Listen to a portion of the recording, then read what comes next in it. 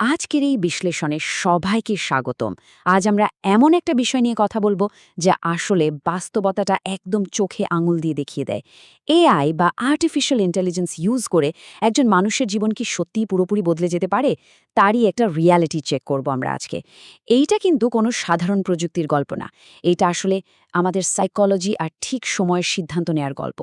একটু চিন্তা করা যাক, এমন একজন মানুষের কথা, ছোট্ট একটা রুমে বসে আছে, হাতে একটা ফোন, বাইরে পুরো নিস্তব্ধতা, আর মুখের উপর শুধু স্ক্রিনের আলোটা এসে পড়ছে।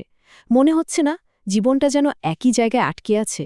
প্রত্যেক দিন সেই সেম রুটিন, গতকাল ঠিক যেমন ছিল আসামিকালটাও মনে হচ্ছে সেই একই রকমভাবে কেটে যাবে, কোনো পরিবর্তন নাই, আর সামনের ভবিষ্যৎটাও একেবারে অস্পষ্ট। শুনতে খুব চেনা চেনা লাগছে, তাই না?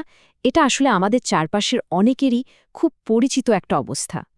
কিন্তু ঠিক এই জায়গাটাতেই একটা টার্নিং পয়েন্ট আসতে পারে, যখন সেই মানুষটি অনবরত র্যান্ডম স্ক্রলিং করা বন্ধ করে এবং এআই ইউজ করা স্টার্ট করে। না, র্যান্ডমভাবে না, বরং একটা নির্দিষ্ট পারপাস বা উদ্দেশ্য নিয়ে। আর তখন থেকেই আসলে ছবিটা বদলাতে থাকে।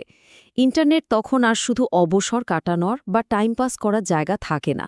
এটা তখন একটা পাওয়ারফুল টুলে পরিণত হয়, নতুন কিছু শেখার জন্য, নিজের কাজকে সহজ করার জন্য বা সামনের কোনো পরিকল্পনা করার জন্য। একদম প্র্যাকটিক্যালি চিন্তা করলে এআই দিয়ে এখন আসলে কি করা সম্ভব? প্রথমেই বলবো নতুন স্কিল শেখা। দ্বিতীয়ত ল্যাঙ্গুয়েজ প্র্যাকটিস করা, যেখানে এআই এখন একজন পার্সোনাল টিউটরের মতো কাজ করে।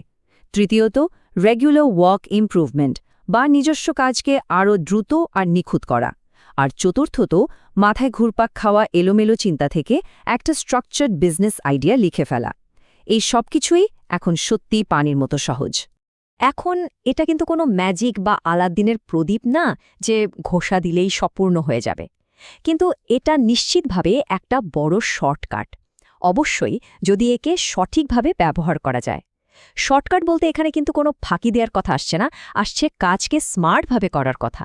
সঠিক প্রশ্নটা যদি করা যায়, এআই ঠিক একটা অ্যাক্সেলারেটর হিসেবে কাজ করে।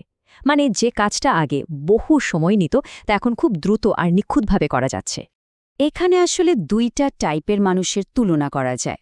একজন হচ্ছে এমন যে এআই ইউজ করে শুধু টাইম পাস করার জন্য, হয়তো মজার ছলে কিছু প্রশ্ন করছে বা জাস্ট কৌতূহল থেকে থেমে যাচ্ছে। কিন্তু আরেকজন, সে এআই ইউজ করে নতুন কিছু শেখার জন্য এবং সবচেয়ে বড় কথা, অ্যাকশন বা বাস্তব পদক্ষেপ নেয়ার জন্য। দেখুন, একজন শুধু প্রশ্ন করে থেমে যায়, আর আরেকজন সেই উত্তরগুলোকে একদম নিজের বাস্তব জীবনে বা কেরিয়ারে কাজে লাগায়। এটাই আসল পার্থক্য। আর এই যে অ্যাকশন নেয়া মানুষটি, তার জীবন কিন্তু বাস্তবে ধাপে ধাপে উন্নতির দিকে এগোতে থাকে। প্রথমে কি হয়, নতুন স্কিল বা দক্ষতা ইউজ করে একটি বেটার জব বা ভালো কাজের সুযোগ পাওয়া যায়। তারপর সেই সঠিক কাজ আর ফলাফল থেকে তৈরি হয় দৃঢ় আত্মবিশ্বাস বা কনফিডেন্স, যেটা একান্ত দরকার। আর সব শেষে এই দক্ষতা আর আত্মবিশ্বাস একসাথে মিলে নিশ্চিত করে আর্থিক উন্নতি বা ইনকাম বৃদ্ধি। এটা কিন্তু কোনো হাওয়ায় ভাষা অনুমান না, এটা একটা প্রমাণিত পথ। তাহলে আসল পার্থক্যটা কোথায় দাঁড়ালো? ডিফারেন্সটা তো আসলে প্রযুক্তিতে না, এআই তো সবার জন্যই ওপেন, তাই না? আসল ডিফারেন্সটা হলো এটা ইউজ করার মাইন্ডসেটে। একটা ধারালো টুল হাতের কাছে থাকলেই যে সফলতা আসবে, বিষয়টা কিন্তু এমন নয়। সেই টুলটিকে কিভাবে কাজে লাগানো হচ্ছে, চিন্তাভাবনা কোন দিকে যাচ্ছে, সেটা দিয়ে আসলে আসামির দিন নির্ধারিত হয়। প্রযুক্তি শুধু রাস্তা তৈরি করে দেয়, কিন্তু সেই রাস্তায় হাঁটার মাইন্ডসেট আন্তরিকভাবেই থেকে আসতে হয়। কথাটা আসলে খুবই গভীর। একটু ভেবে দেখলে বোঝা যায়, এআই কোনো মানুষকে চেঞ্জ করবে না, বরং একজন মানুষকে এআই ব্যবহার করে নিজেকে চেঞ্জ করতে হবে। প্রযুক্তির নিজস্ব কোনো ম্যাজিক শক্তি নেই যে সে কাউকে ধরে এনে উন্নতির শিখরে বসিয়ে দিবে। এআই শুধু রাস্তার বাধাগুলো সরিয়ে দেয়, এগিয়ে যেতে সাহায্য করে। কিন্তু আসল পদক্ষেপটি একজন ব্যক্তিকে নিজেকেই নিতে হয়। নিজের অভ্যাস, দোষ ত্রুটি সবকিছু বুঝে নিজেকে এগিয়ে আসতে হয়। এটাই হলো দ্য ট্রান্সফরমেশন ইকুয়েশন বা পরিবর্তনের আসল সমীকরণ। একদিকে এআই এর সাথে যদি অ্যাকশন বা বাস্তব পদক্ষেপ যোগ করা হয়, তাহলে ফলাফল হিসেবে পাওয়া যাবে একটা নিউ লাইফ বা নতুন উন্নত জীবন। কিন্তু অন্যদিকে রয়েছে একটা কঠিন বাস্তবতা।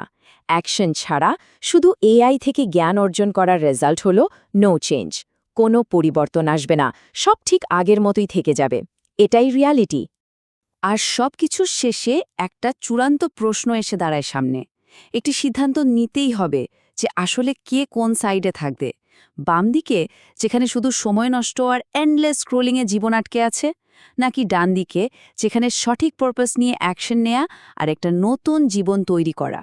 উপকরণগুলো এখন সবার হাতের কাছেই চলে এসেছে, কিন্তু এই ডিসিশনটাই নির্ধারণ করে দিবে আসমের জীবন কেমন হবে। এইটা নিয়ে চিন্তা করা আসলে অবশ্যই প্রয়োজন।